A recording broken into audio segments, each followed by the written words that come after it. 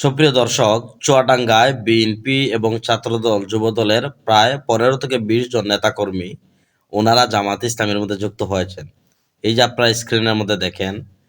তো এখন মূল কথায় আসেন, ওনারা কেন জামাত ইসলামের মধ্যে যুক্ত হয়েছেন? এর কারণ হচ্ছে জামাত ইসলাম একটি সৎ, আদর্শবান, ন্যায় এবং ইনসাফের একটি দল, যার কারণে ওনারা যুক্ত হয়েছেন। জামাত ইসলামের মধ্যে আপনার কমিটি বাণিজ্য নেই, মনোনয়নপত্র বাণিজ্য নেই, মনোনয়ন বাণিজ্য নেই, এমনকি ছাদাবাজি নেই, দুর্নীতিবাজ নেই, কোনো কিছু নেই।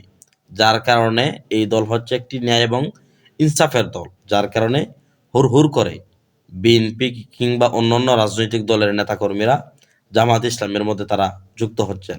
তো এখন জামাত ইসলামের মধ্যে আসার পরে তারা কি কোনো ধরনের দুর্নীতি করতে পারবে, বা এরকম কোনো সুযোগ সুবিধা আছে কিনা, সে বিষয়ে যদি তারা চিন্তাধারা করেন, আমি তাদেরকে একবার ক্লিয়ার কাট বলে দিতে পারি যে এরকম কোনো সুযোগ সুবিধা নেই, এরকম কোনো অপশন নেই। আপনি যদি মনে করেন যে এই দলের মধ্যে ঢুকে আপনি এই করবেন সেই করবেন, এরকম কোনো ধরনের অপশন নেই। আপনি যখন আসবেন, আসার পরে তাদের যে রুলস, তাদের যে নিয়ম, এটাকে আপনার এই নিয়মগুলি, রুলসগুলি আপনাকে মেনটেন করতেই হবে। যদি আপনি না পারেন, তাহলে দল থেকে আপনি বহিষ্কার হবেন, দল আপনাকে বহিষ্কার করবে।